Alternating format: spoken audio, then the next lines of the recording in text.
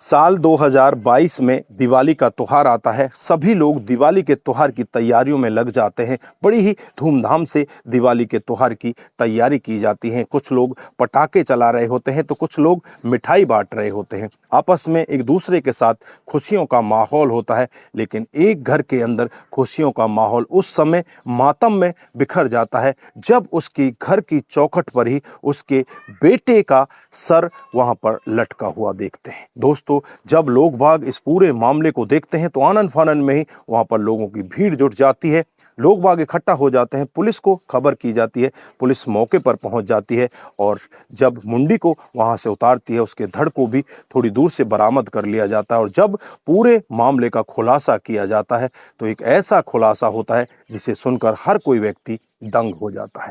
आइए दोस्तों, जानते हैं पूरा मामला क्या था। नमस्कार, जय हिंद। आप देख रहे हैं एपीएच न्यूज राहुल रावत के साथ। तो दोस्तों, आज की जो हकीकत की घटना आपको बताने जा रहा हूं, राजस्थान में एक जिला पड़ता है जालौर। ये जालौर की ही हकीकत की घटना है। यहाँ पर कशिश नाम की एक लड़की, जिसकी उम्र लगभग 20 साल होती है, वो अपने घर वालों की बहुत ही ज़्यादा लाडली होती है। घर वालों से वो जो भी कहती, घर वाले उसकी हर बात को मान लिया करते। वो जहाँ भी कहती, मुझे यहाँ जाना है, मुझे ये खाना है, मुझे ये पहनना है, जिस तरह की भी वो बातें करती, घर वाले उसकी हर बात को मंजूरी दे दिया करते। धीरे धीरे ऐसे ही समय बीतता रहता है। कशिश अपनी पढ़ाई करने लगती है और पढ़ाई के साथ साथ उसके साथ में एक लड़का पढ़ता है जिसका नाम होता है फरमान। वो फरमान के साथ प्यार प्रसंग में आ जाती है। उसके साथ उसकी नज़दीकियां बढ़ जाती हैं और नज़दीकियां भी उनकी इस कदर आगे बढ़ जाती हैं, वो एक दूसरे के साथ संबंध बनाने लगते हैं, एक दूसरे के साथ जीने मरने की कस्में खाने लगते हैं। जो कशिश होती है वो अपने घर वालों से बातचीत करती है, इधर फरमान अपने घर वालों से बातचीत करता है। फरमान के घर वाले राजी हो जाते हैं, लेकिन वो कहने लगते हैं कि वो हिंदू धर्म की लड़की है और तुम मुस्लिम हो, कहीं ऐसा ना हो जाए इसके पीछे कोई विवाद खड़ा हो जाए। इधर जो कशिश के घर वाले होते हैं वो तो पहले से ही उसकी हर बात में मंजूरी दे दिया करते हैं। यहाँ पर भी मंजूरी दे देते और कहते हैं कि बेटी, तेरी खुशी में ही हमारी खुशी है, तू आराम से शादी कर ले, हमें कोई दिक्कत नहीं है, तू किसी से भी शादी कर, लेकिन तू अच्छे से खुश रहे। उसके बाद जुलाई 2022 में इन दोनों का निकाह करा दिया जाता है और जो लड़की होती है कशिश अपने पति फरमान के घर पहुंच जाती है और जो फरमान के घर वाले होते हैं वो भी इस लड़की का बहुत ही ज़्यादा आदर सत्कार करते हैं। बड़े अच्छे से इनका घर परिवार चलने लगता है। जो कशिश होती है वो हिंदू होती है, वो हिंदू रीति रिवाज से जो भी उसे उपवास करना होता है, जिस भी देवी देवता की पूजा करनी है, वो वहाँ पर आराम से स्वतंत्र करती है, क्योंकि उसका पति, उसके जो ससुराल वाले होते हैं वो सब उसका साथ देते हैं।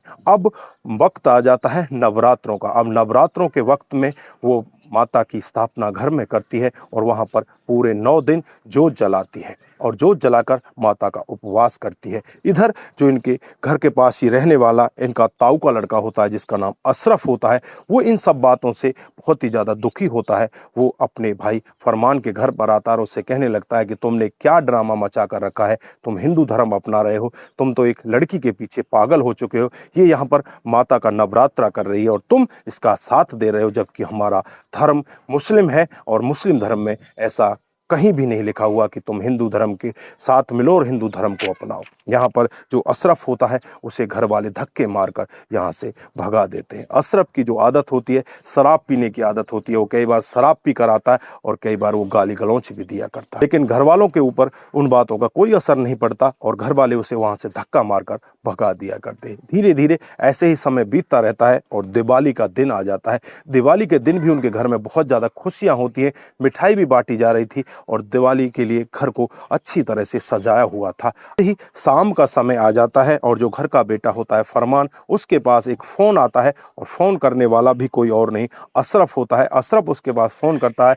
और उससे कहता है कि तुम्हें घर के बाहर आना होगा, एक बार मेरे से बातचीत करो। उसके बाद जो फरमान होता है वो घर के बाहर चला जाता है और जो अशरफ होता है फरमान से कहने लगता है कि तुमने क्या ड्रामा मचा कर रखा है, तुम एक हिंदू लड़की के चक्कर में पागल हो चुके हो, तुम्हें ऐसा नहीं करना चाहिए, तुम बहुत ही गलत कर रहे हो। इधर जो फरमान होता है वो उससे कहने लगता है कि भाई, तुम्हें शायद ज्ञान नहीं है, तुमने कभी प्यार नहीं किया। अगर तुम प्यार करते तो ऐसी बातें कभी भी नहीं कहते। मैं उस लड़की से हद से ज़्यादा प्यार करता हूँ। मैं उसके साथ जीने मरने की कस्में खाकर आया हूँ, उसे अपनी धर्म पत्नी बनाकर लेकर आया हूँ। अगर मेरी वो पत्नी है तो उसकी खुशी का ख्याल रखने की जिम्मेदारी भी मेरी है। अगर वो जिस चीज़ में खुश है, मुझे उस चीज़ में उसे खुश रखना पड़ेगा, और यही हमारा धर्म है। लेकिन यहाँ पर जो अशरफ होता है वो शराब पिए होता है, नशे में धुत होता है, बहुत ज़्यादा क्रोध में होता है। फिर अपने पास जो तलवार लेकर आता है उस तलवार को निकालता है और अपने भाई फरमान की गर्दन पर चला देता है।